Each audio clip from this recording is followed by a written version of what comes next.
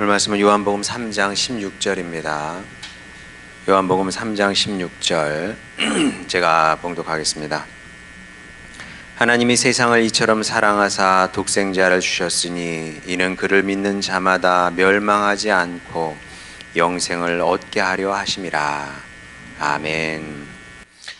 지금으로부터 약 2000년 전에 30대 초반 예수님께서 로마 당국에 의해서 십자가에 달려 돌아가시게 됩니다. 그 당시 예수님 제자들이 받은 충격은 말로 다 할 수 없죠. 그 당시 제자들의 심정이 어땠는지 잘 보여주는 말씀이 있습니다. 누가복음 24장 19절부터 21절까지 이제 제자들이 크게 낙심해서 낙심이라는 말로 이건 설명이 안 돼요. 하여간 완전히 기가 죽고 풀이 죽어서 살 맛을 다 상실한 제자들이 뿔뿔이 흩어지게 되는데 엠마오라는 도시로 두 제자가 내려가면서 서로 이런저런 얘기를 하게 되는데 그때 부활의 주님께서 예수님께서 그 사람들을 찾아가셔서 말을 거시죠. 예수께서 이르시되 무슨 일이냐? 글로바가 이르되 나사렛 예수의 일이니 그는 하나님과 모든 백성 앞에서 말과 일에 능한 선지자이거늘 우리 대제사장들과 관리들이 사형 판결에 넘겨주어 십자가에 못 박았느니라. 우리는 이 사람이 이스라엘을 속량할 자라고 메시아라고 구원자라고 그리스도라고 바랐노라. 이런 얘기를 하죠. 그러니까 이제 여기 담겨 있는 충격, 상실감은 어마어마한 겁니다. 그럴 수밖에 없었던 것이 예수님이 메시아라는 확신이 있었기 때문에 예수님을 따른 거거든요. 그러니까 우리가 예수님을 믿는 것과 제자들이 예수님을 따른 거는 많이 다릅니다. 사실 제가 이제 며칠 전에도 친구하고 얘기하면서 그 친구도 이제 개척 전선에 나가요. 그래서 이제 제가 개척할 때 조금 있던 일 얘기했더니 야 성렬아 미안하다. 내가 그때 너한테 네가 이렇게 어려운지도 모르고 전화 한 통 못 해줬구나. 그래서 야 근데 내가 당한 어려움은 그러니까 아무것도 아니지. 우리 선배들이 당한 어려움에 비하면 야 이걸 어디 가서 얘기하냐. 친구니까 그냥 좀 얘기한 거야. 난 아무것도 아니야. 아무것도 아니지. 그걸 갖다 어디 가서 명함을 내밀겠냐. 제가 그런 얘기를 했는데 우리가 예수님을 따르는 것과 제자들이 예수님을 따르는 것은 수준이 다르죠. 이 사람들은 진짜 자신의 모든 것을 내버리고 예수님을 따른 거 아닙니까? 인생을 걸고 예수님을 따라간 겁니다. 근데 예수님께서 이렇게 돌아가 버리셨어요. 그러면 이게 이 상실감이 도대체 어느 정도일까요? 그런 확신이 있었기 때문에 이분이 메시아라는 확신이 없으면 이건 불가능한 일입니다. 예수님을 따라 나설 수가 없는 겁니다. 그리고 그렇게 예수님을 따라 나섰어요. 나서서 예수님과 3년이 채 안 됐을 텐데 어쨌든 그 길다면 길고 짧은 시간인데 예수님과 함께 하면서 기쁨과 행복 또 희열로 가득하는 순간들이 아주 많았을 겁니다. 여러분도 한번 생각해 보세요. 여러분이 오병이어의 기적의 현장에 있었다. 한번 생각을 해보세요. 물고기 5마리, 그 다음에 보리떡 5병, 그치? 떡 5덩어리, 빵 5덩어리, 물고기 2마리 아니에요. 그걸 가지고 수만 명이 먹은 거 아닙니까? 야, 그걸 내 두 눈으로 목도하는 거예요. 나눠주는데 계속 나와. 그러면 이 감격은 가슴이 터질 것 같았을 것 같아요. 그것뿐입니까? 예수님께서 나인성 과부의 아들을 죽은 사람을 살려내시거든요. 그럼 여러분 그 나인성 그 과부 기사 한번 읽어보세요. 여러분이 정말 내가 그 자리에 있다 생각해 보시고 여러분이 나인성 과부라고 생각하고 그 기사를 그 이야기를 한번 읽어보세요. 눈물 나죠. 근데 그 아들이 독자가 이제 과부에게는 유일한 희망이었을 텐데 그 죽은 아들이 살아난 거 아닙니까? 그 현장에서 여러분이 그 장면을 목격했다고 한번 생각해 보세요. 그러면 그 감동이 뭐 어마어마했을 겁니다. 이분이 메시아가 아니면 누가 메시아겠어요? 이분이 세상을 구원할 그리스도가 아니면 누가 그리스도겠습니까? 추호의 의심이 없었을 겁니다. 그리고 예수님과 함께 하는 것만으로도, 예수님의 제자라는 사실만으로도 너무나 기쁘고 감사했을 겁니다. 왜 어렵지 않았겠어요? 어려운 일들이 많이 있었지만, 그러나 이런 기적을 보면서, 이런 놀라운 사건을 보면서 기쁨과 감사가 더 컸기 때문에 군말하지 않고 예수님을 따라다닌 겁니다. 그런데 이 확신과 그리고 이 분명한 믿음이, 이 변할 수 없었던 이 믿음인데, 이 확신과 믿음이 순식간에 하루아침에 신기루처럼 사라지게 됩니다. 예수님을 따라가면 예수님과 함께 뭐든 할 수 있을 것 같았는데 뭐든 하기는커녕 그 예수 운동이 정말 물거품처럼 퍽 하고 터지는, 거품이 터진다 그러잖아요. 경제에서 그런 얘기 많이 하지 않습니까? 거품이 터져. 그것처럼 거품이 툭 터지듯 그냥 무로 그냥 없어져 버리게 된 겁니다. 결국 이렇게 예수 운동은 처절하게 실패하게 되었고, 이 얘기는 예수님이 메시아가 아니라는 얘기인 거죠. 이스라엘이 오랫동안 예수님을 기다려왔는데, 그리스도를 기다려왔는데, 예수님은 그 그리스도가 아니라고 역사적으로 증명이 된 겁니다. 자, 그래서 이제 다 끝난 거예요, 이 이야기가. 다 끝났다고 이렇게 생각하고 있었던 그 시점에 이상한 이야기가, 이상한 소문이 돌기 시작을 합니다. 십자가에 달리신 예수님께서 부활하셨다는 겁니다. 자, 근데 여기서 용어에 우리가 주의할 필요가 있습니다. 자, 우리가 별 생각 없이 뭐 예수님 부활하셨네 이렇게 얘기를 합니다만은, 사람들이 이게 무슨 의미인지 모르고 사실은 얘기를 하는 겁니다. 다시 살아난 것과 부활은 전혀 다른 의미입니다. 비슷해 보여요. 아니, 나인성 과부의 아들이 다시 살아난 것과 예수님께서 십자가에 달려 돌아가셨다가 다시 살아난 것과 부활하신 것과 무슨 차이예요? 다시 살아난 것, 부활한 것 같은 거 아닙니까? 우리는 이제 이런 식으로 생각을 합니다. 자, 그런데 이 둘은 전혀 다른 사건이다.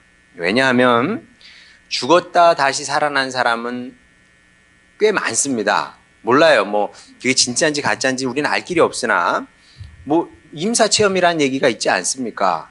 아니, 내가 죽었다 살아났다는데 뭐 그렇게 얘기하는데 뭐 우리가 아니라고 그럴 수는 없잖아요. 뭐 과학적으로는 어떤지 모르겠지만 하여간 죽었다가 살아났다는 사람은 많아요. 예, 진짜 많습니다. 아니, 뭐 의학적으로도 맥박이 안 뛴대요. 그리고 관 속에 집어넣었대요. 그 다시 살아났대요. 그런 일들이 뭐 그냥 인터넷 찾아보면 나와요. 그런 것들이. 자, 그런데 좋아요. 우리가 뭐 사람이 그렇게 주장하는데 믿어야죠. 뭐 안 믿을 이유는 없습니다. 죽었다 살아났어요. 자, 그러나 죽었다가 살아났다고 해서 그들이 죽음을 이긴 건 아닙니다. 왜? 다시 죽잖아요. 죽었다 살아났는데 다시 죽어. 그 죽음을 이긴 건 아닙니다. 반면에 부활의 의미는 뭐냐면 죽음을 이겼다는 뜻입니다. 그래서 부활이라는 말은 아무에게나 쓸 수 있는 게 아니에요. 죽었다 살아난 사람을 향해서 부활했네 이렇게 얘기하지 않습니다. 그냥 죽었다 살아난 거지. 부활이라는 말은 오직 예수님께만 쓸 수 있는 것이다. 왜냐하면 그분만 부활을 통해서 죽음을 이기셨기 때문에 그렇습니다. 근데 이제 이게 너무나 어마어마한 사건이어서 그래서 이제 이게 사실 역사학자들도 굉장히 신기하게 생각을 하는 겁니다. 왜냐하면 초대교회 성도들은 이 신비를 알았던 거죠. 예수님의 십자가 죽음도 충격이었어요. 근데 더 큰 충격은 무엇이냐면 그렇게 죽으신 예수님께서 죽음을 이기고 다시 살아나셨다는 거죠. 그리고 초대교회 성도들이 다 이 사실을 받아들였다는 겁니다. 이게 어떻게 도대체 가능한 것이냐. 그래서 어쨌든 간에 이 부활은 너무나 충격적인 사건이었기 때문에 말하자면, 비유하자면 창조가 유사일에 다시 없을 기적 아닙니까? 이 세상이 있다는 것이. 예. 그의 버금가는 기적이 부활인 거다. 왜? 역사에 이런 일이 없었습니다. 예, 죽음을 이기고 다시 살아난 사람은 없었거든요. 그래서 초대교회 성도들은 원래 주님이라는 호칭이 헬라어로 퀴리오스인데, 이 주님이라는 호칭은 하나님께만 허락된 호칭입니다. 예, 오직 주님은 하나님밖에 없어요. 여러분 구약성경 한번 읽어보세요. 오직 주님, 오직 하나님만 주님인 거예요. 그런데 이 신약에 오게 되면 예수님도 주님이라고 고백하게 됩니다. 왜냐하면 죽음을 이기시고 부활하신 그분이 주님이 아니면 누가 주님이겠냐는 겁니다. 자, 예수님은 그렇게 부활을 통해서 죽음을 이기신 건데, 근데 모든 사람들이 예수님의 부활을 믿었던 것은 당연히 아니겠죠. 보겠습니다. 마태복음 28장 11절부터 15절 보면, 여자들이 갈 때 경비병 중 몇이 성에 들어가 모든 된 일을 대제사장들에게 알리니, 그들이 장로들과 함께 모여 의논하고 군인들에게 돈을 많이 주며 이르되, 너희는 말하기를 그의 제자들이 밤에 와서 우리가 잘 때 그를 도둑질하여 갔다 하라. 만일 이 말이 총독에게 들리면 우리가 권하여 너희로 근심하지 않게 하리라 하니, 군인들이 돈을 받고 가르친 대로 하였으니 이 말이 오늘날까지 유대인 가운데 두루 퍼지니라. 무슨 얘기냐 하면 여인들이 와서 예수님이 부활했다고 얘기하니까 이 소문이 퍼지면 안 되잖아요.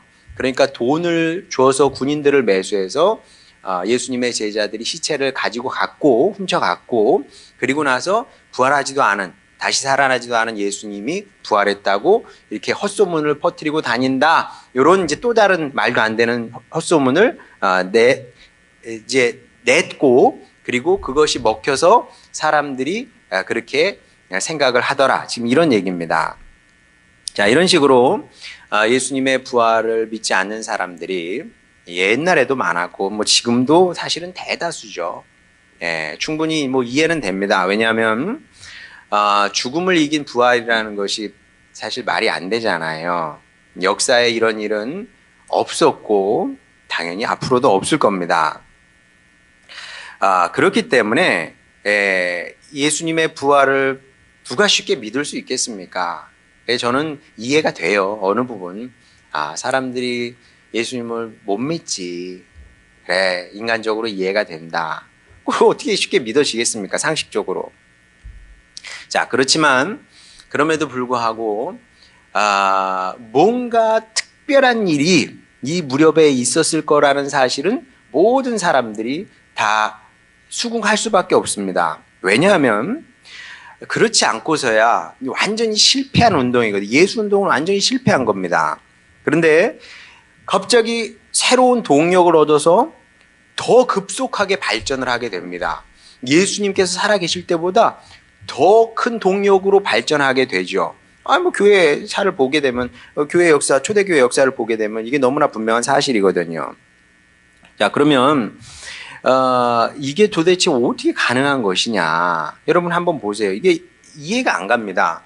사도행전 4장 18절부터 20절까지 보게 되면 관리들이 베드로와 요한을 불러 경고하고 도무지 예수의 이름으로 말하지도 말고 가르치지도 말라 하니, 여러분 관리가 누굽니까? 관리들이 예수님을 십자가에 내준 사람들입니다.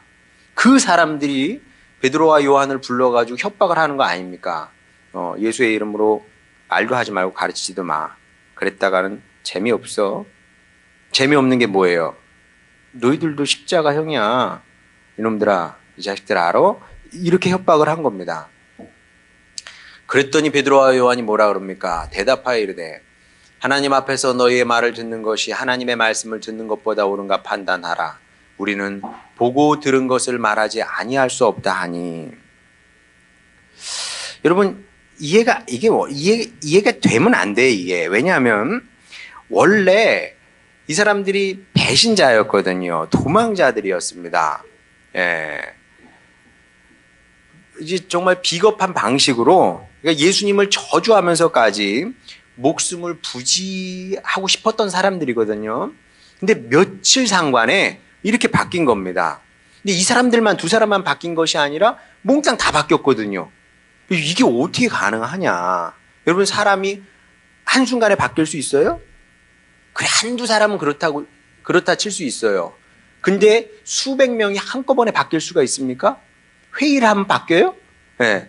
아니 뭐 책 몇 권 갑자기 우리 독서 토론회하자 해서 한 권 책을 읽으면 사람들이 갑자기 그렇게 바뀝니까? 불가능한 일이거든요. 자, 그래서 사람들이 궁금했던 거죠. 교회 밖에 있는 사람도 아니면은 역사학적인 방법론으로 예수님의 부활을 연구하는 사람들도 궁금한 겁니다. 어떻게 이렇게 한두 사람도 아니고 여러 사람이 갑자기 180도 바뀔 수 있느냐? 그럼 답이 뭡니까? 답은 하나밖에 없습니다. 이거는 성령의 역사가 아니면 이제 불가능한 일인 거죠.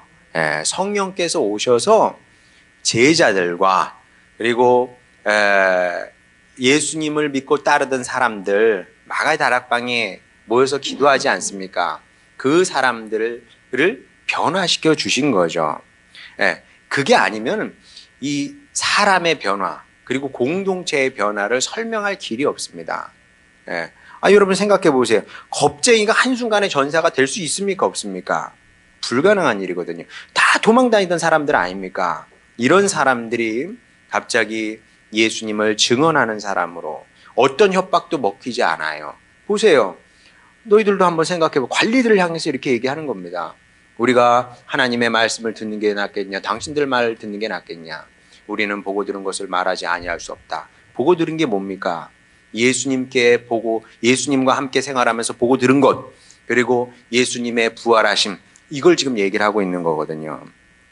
자, 그래서 성령께서 오시고 나서 제자들에게 일어난 큰 변화 중에 하나는 뭐냐면 이런 사람의 변화뿐만 아니라 또 다른 변화는 무엇이냐면 그때부터 이들은 이제 예수님을 전하게 됩니다.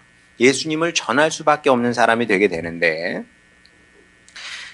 쉽게 얘기하면 예수님이 이야기를 하고 싶었던 겁니다. 예수님 이야기를.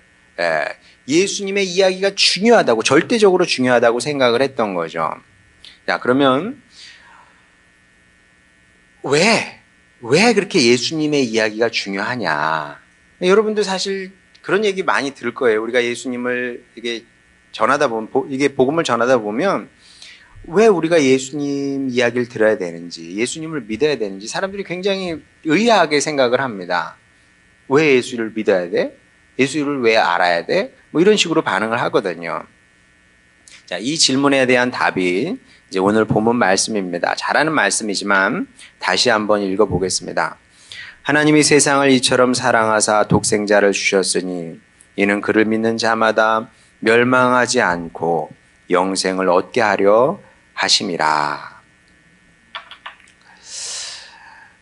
성경 말씀은 아주 간단합니다.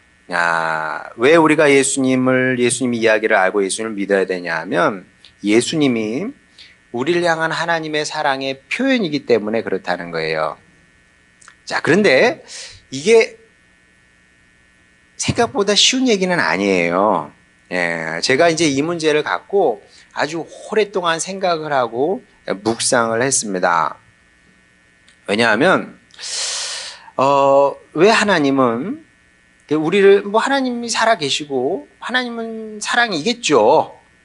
어떤 식으로든 당신의 사랑을 표현하고 싶을 겁니다. 모든 사랑은 그런 거거든요. 마치 호주머니 속에 그 송곳이 있으면 어떤 식으로 빠져나오죠. 마찬가지로 사랑은 어떤 식으로든 표현이 되게 돼 있습니다. 하다못해 어린 아이들조차도 초등학교 아이들조차도 좋아하는 애가 생겨요. 그럼 티가 납니까? 안 납니까? 나거든요. 어떻게 나요? 자꾸 그 애 근처에 가. 그렇잖아요. 자꾸 그 애 근처에 가서 뭔가 이렇게 찝적댄단 말입니다. 모든 사랑은 그 큰 사랑이든 작은 사랑이든 표현이 되게 돼 있거든요. 야, 그럼 하나님도 그 사랑을 우리에게 표현을 하시려고 할 거 아닙니까? 그 사랑의 표현이 예수님인데, 근데 이 사랑의 표현이 제가 볼 때는 너무나 독특해 보이는 겁니다. 예, 일반적이지 않아요. 그래서 일반적이지 않기 때문에 이게 쉽게 받아들이기가 잘 받아들여지지 않고 또 오해의 소지도 굉장히 많습니다. 여러분 진짜 그래요. 예, 우리가 이제 또 복음을 전하다 보면 예수님을 전하다 보면 사람들이 또 하는 질문이 있습니다. 그게 뭐냐면 왜 대한민국 사람이 외국 종교를 믿냐 그 얘기 많이 해요. 그치. 그 얘기 많이 해요. 왜 학생들도 끄떡거리네. 왜 외국 종교를 믿냐. 우리 대한민국 땅에서 생긴 종교도 있지 않냐. 에? 동학. 그런 종교를 해야지. 예. 왜 우리 외국 종교를 믿냐. 이런 거거든요. 그러면 우리는 합리적인 사람이에요. 예. 우리는 합리적이고, 글쎄 여러분이 저를 어떻게 평가하는지 모르겠지만 저는 스스로는 합리적이고 현실적이다 생각을 하거든요.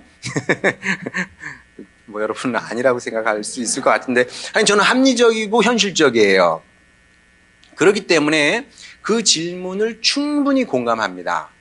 그렇게 생각할 수 있어요. 왜 외국 종교를 수입해서 믿어? 예, 우리에게는 우리 종교가 있는데 충분히 할 수 있는 질문입니다. 그래서 저도 없지 않아 이제 불만이 있었다는 거죠. 왜냐하면 하나님께서 누구나 받아들일 수 있는 보편적인 방식으로, 특수한 방식이 아니라 누구나 받아들일 수 있는 아주 보편적인 방식으로 우리에게 당신의 사랑을 보여줬으면 우리가 믿기도 쉽고 전도하기도 쉬웠을 텐데, 그런 생각을 많이 했습니다.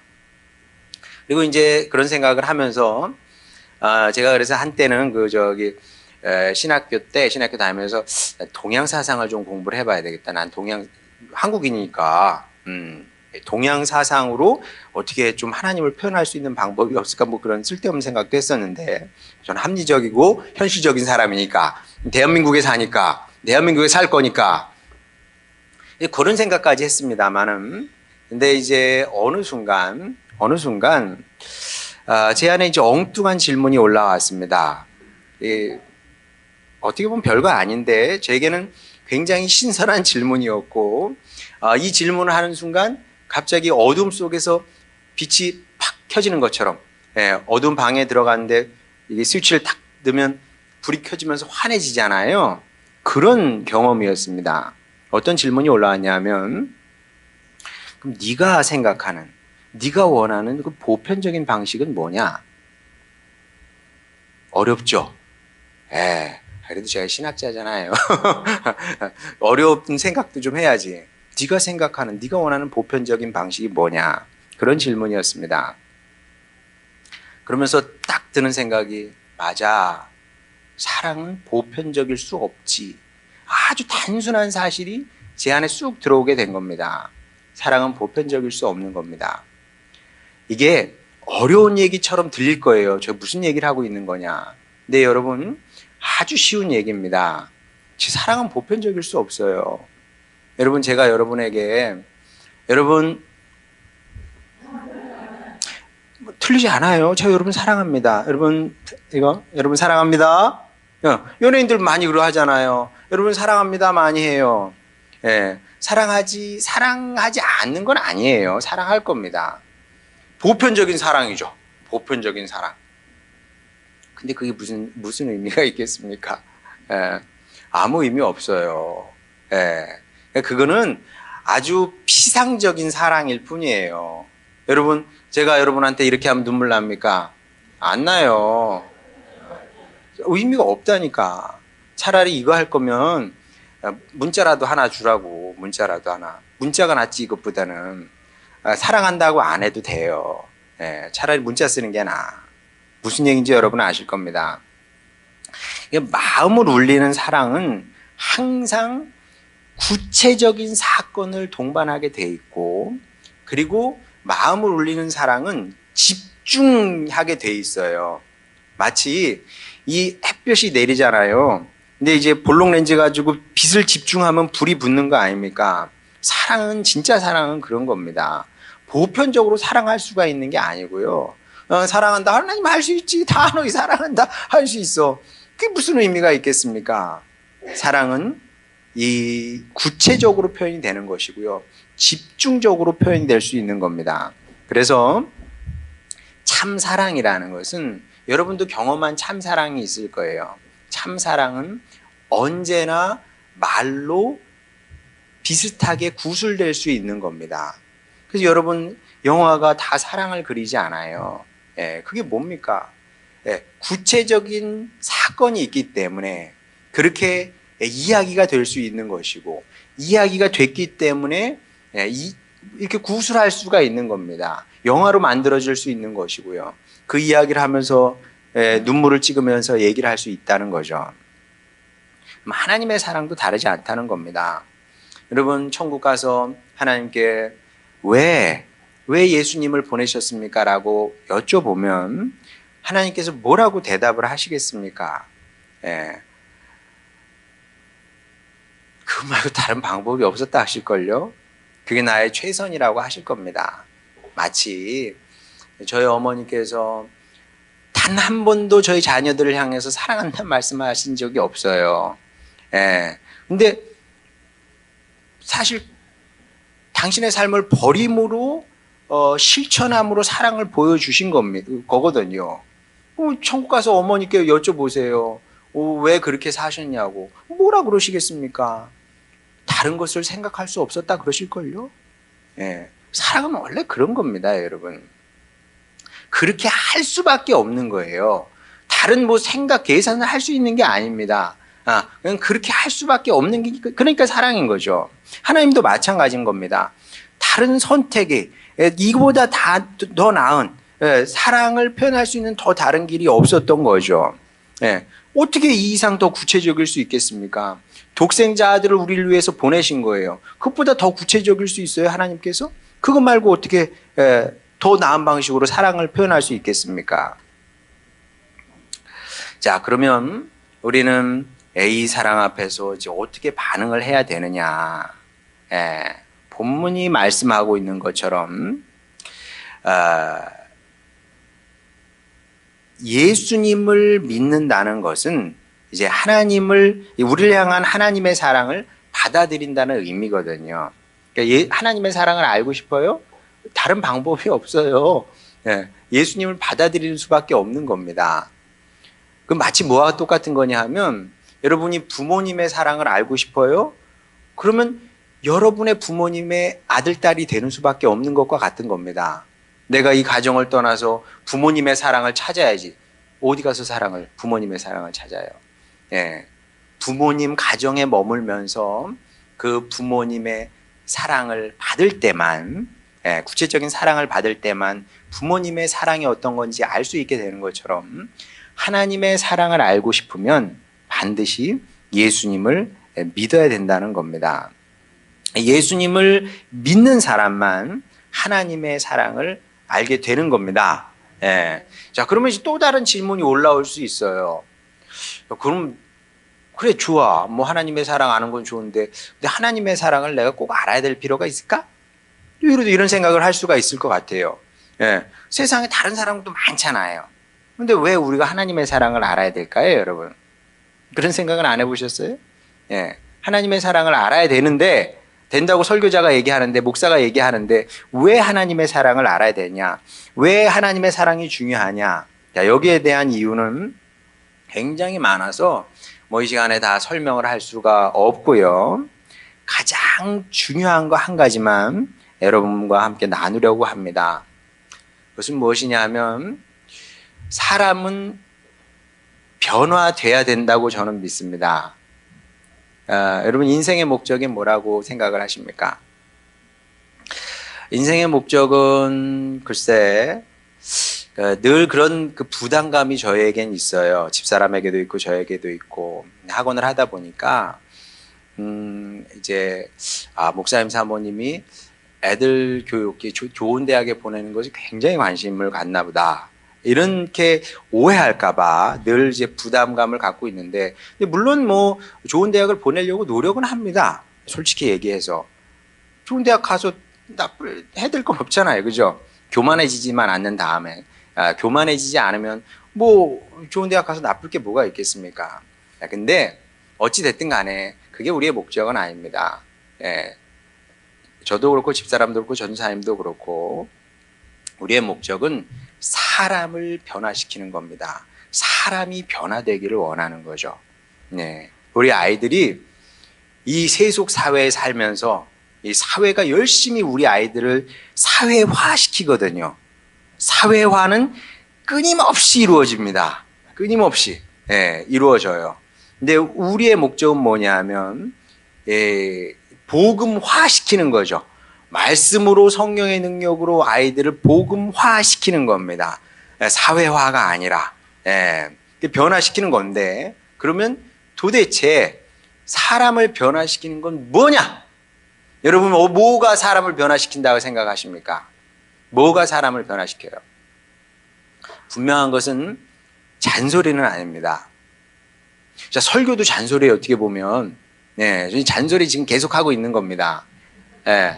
부모님들 잔소리 엄청 하죠. 자, 그러면 잔소리를 해야 될까요? 말아야 될까요? 당연히 제가 지금 하잖아요. 잔소리는 하는 겁니다. 두려워 말고 하시기 바랍니다. 잔소리는 해야 돼요. 부모도 해야 되고 목회자도 해야 되고, 자녀를 너무 무서워하지 마시고 할 말은 하면서 살아야죠. 근데 잔소리만으로는 사람은 바뀌지 않습니다. 잔소리만으로. 자, 그러면 사람을 변화시키는 진정한 변화의 동력은 어디서 오는 거냐? 잔소리가 말이 아니라면 당연히 사랑에서 오는 겁니다. 사랑에서. 참 사랑을 아는 사람만 자신의 변화를 기꺼이 수용하게 됩니다. 이건 여러분 당연한 거예요. 당연한데 우리가 잘 모릅니다. 이 참 사랑을 알면, 그러면 그제서야 나 자신을 변화해 내어준다니까요. 여러분, 사람이 바뀐다, 나 이제 변화되고 싶어, 불가능해요. 그리고 중년이 되잖아요. 이거는 이제 물 건너갔다고 보면 되는 겁니다. 진짜 안 바뀌어요. 어떻게 사람이 바뀝니까? 바뀌지 않아요. 근데 그럼에도 한 가지 가능성이 있다면, 사람의 변화의 가능성이 있다면 참 사랑이 오면 바뀌는 겁니다. 여러분, 이건 진짜 사실이 그래요. 여자와 엄마는 다르다 그래요. 달라요, 안 달라요? 다르죠. 어떻게 다릅니까? 아이를 낳는 순간, 아이를 낳기 전에는 내가 변화될 이유가 없어요. 내가 왜 변화돼야 되는데? 근데 아이를 낳는 순간 이제 나는 사랑하는 사람이 되는 거죠. 여러분, 아이가 딱 나오면은 얼마나 이쁩니까? 정말 너무너무 예쁘거든요. 너무너무 예뻐. 내 인생 최고의 사랑이야, 얘는. 사랑이기 때문에 내가 아침잠이 많았어. 그전엔 누구도 깨울 수 없어요, 나를. 누가 나를 깨워? 내가 지금 10시까지 자겠다는데. 엄마 아빠 깨우면 왜 그래? 그럴지언정 안 일어나요. 근데 애를 낳아봐요. 10시까지 잘 안 자요. 못 자고 안 자고 벌떡 일어나가지고 아이를 위해서, 사랑하기 때문에 내가 바뀔 수 있는 겁니다. 이게 사랑의 힘인 거죠. 사람은 사랑하고 사랑받으면서 변화되는 겁니다. 사랑하고 사랑받으면서 변화되는 건데, 그래서 우리의 진정한 변화의 동력도 결국 사랑을 받아야 되는 거예요. 일단 사랑을 받아야 돼. 그럼 그 사랑은 어디서 받겠습니까? 하나님의 사랑에서 나오는 거죠. 우리가 하나님의 사랑을 받을 때만 변화의 동력이 이제 거기서 시작이 되는 겁니다. 그래서 이제 우리가 하나님의 사랑이 우리 가운데 오게 되면 어떤 변화가 일어나게 되냐면, 이렇게 계속 살고 싶지 않다. 이런 생각이 하게 돼요. 나 이렇게 살고 싶지 않다. 나 이제 다르게 살고 싶어. 왜? 사랑이 왔기 때문에 그런 마음의 변화가 일어나게 되는 거죠. 그러면서 이제 아름다운 성도의 삶이 시작이 되는 겁니다. 여러분, 저도 날마다 그렇게 생각을 해요. 주님, 제가 좀 더 다르게 살기를 원합니다. 제가 좀 더 나은 삶을 살기를 원합니다. 제가 좀 더 발전되기를 원합니다. 변화되기를 원합니다. 무엇이 그런 생각을 하게 하겠습니까? 주님의 사랑이, 저를 향한 주님의 사랑이 그런 생각을 하게 만드는 것이고, 그 생각이 저의 삶을 조금씩 조금씩 바꿔나가게 되더라는 거죠. 그리고 이 시작은 예수님을 믿는 거다. 예수님을 믿음에서 이 하나님의 사랑이 시작이 되는 겁니다. 예수님을 믿을 때만 그 통로로 하나님의 사랑이 부어지는 거죠. 그래서 여러분 안에 이런 소망이 솟아났으면 좋겠습니다. 주님, 제가 더 잘 믿는 사람이 되길 원합니다. 더 깊이 믿는 사람이 되길 원합니다. 더 잘 믿고 더 깊게 믿으면, 말하자면 그런 거죠. 여러분, 수로도 이게 좁은 게 있고 두꺼운 게 있잖아요. 어디로 물 양이 더 많이 공급이 되겠습니까? 굵어야죠. 마찬가지로 우리가 예수님을 더 잘 믿고 더 깊이 믿을수록 저를 향한, 여러분을 향한 하나님의 사랑이 더 많이 공급되게 되는 겁니다. 여러분, 하나님의 사랑이 여러분 안에 더욱더 충만하게 되는 거죠. 그래서 여러분이 이런 믿음의 사람이 됐으면 좋겠고요. 그러면 이 사랑의 능력이 여러분을 변화시키는 그런 힘과 능력으로 작용하게 될 겁니다. 변화된 인생, 발전하는 인생을 살게 되는 거죠. 돈 몇 푼 더 벌고 못 벌고가 문제가 아닙니다. 변화되고 발전된 인생을 사는 사람만 복되고 아름답고 성공된 인생을 살게 되는 거죠. 바라기는 여러분이 모두 이런 더 큰 믿음의 성도, 또 하나님의 자녀가 되심으로 말미암아 이 땅에서 정말 복된 인생, 아름다운 인생을 살게 될 뿐만 아니라 오늘 본문 말씀하시는 것처럼 영원한 생명의 나라에 이르는 그런 주님의 자녀들 다 되시기를 주님의 이름으로 축원합니다. 우리 찬양 부르고 기도하도록 하겠습니다.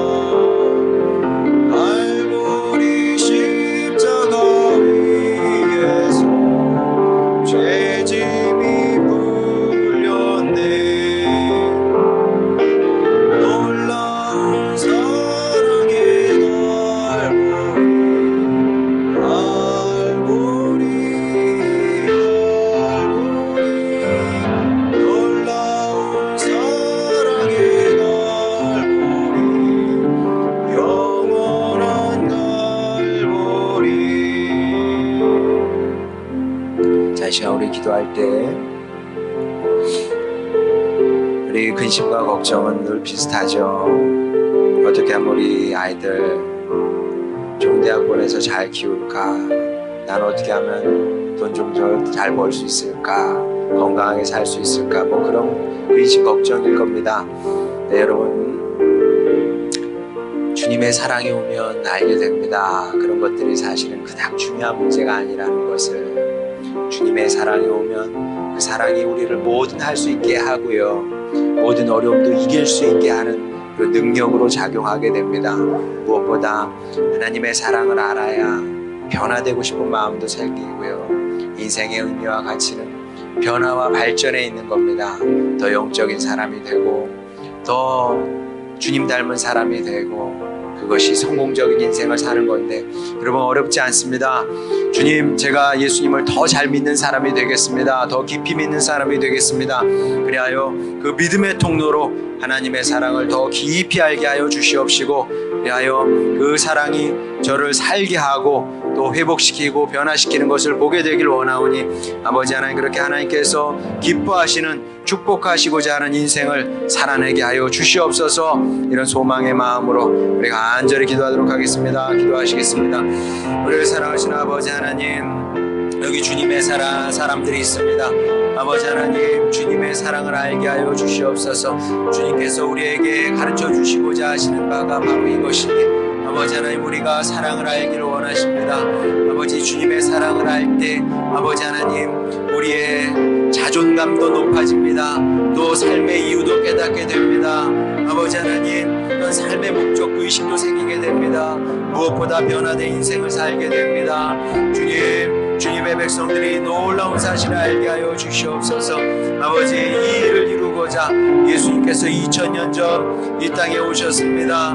아버지, 우리를 향한 아버지 하나님의 사랑을 보여주셨습니다. 주여, 주님의 백성들이 아버지 하나님 그 뜻을 헤아리게 하여 주시옵소서. 우리함으로 말미암아 더 잘 믿게 하여 주시옵시고, 더 잘 믿음으로 말미암아 주여, 우리를 향한 주님의 사랑을 더 깊이 알기를 원합니다. 하나님이 세상을 이처럼 사랑하셨다고 하셨습니다. 하나님이 세상을 이처럼 사랑하신 것처럼 나를 이처럼 사랑하셨다는 사실을 알게 하시고, 아버지의 사랑을 받아 사랑의 힘이, 능력이 우리의 생각과 우리의 삶의 목적을, 삶의 방향을 변화시키고 발전하는 것을 보게 되길 원하오니, 아버지의 그런 축복된 인생을 살아가는 우리 모두가 되게 하시며, 우리 주님께서 이 땅에 오셔서 아버지 하시고자 했던 모든 것들을 우리 이루며 살게 되길 원합니다. 그런 성공적인 인생을, 복되고 아름다운 인생을 살아내는 우리 하늘 소망 식구들 다 되게 하여 주시옵소서. 우리를 사랑하시는 아버지 하나님, 주님 백성들 오늘 말씀 마음에 잘 새기게 하시고, 주님의 사랑 마음에 새겨 축복된 인생 살아내게 하여 주시옵소서. 그렇게 우리를 향한 주님의 선하시고 아름다운 뜻 다 이루며 살아가는 하늘 소망 식구들 되길 원합니다. 감사드리며 사랑 많으신 우리 구주 예수님의 이름으로 기도드렸습니다. 아멘.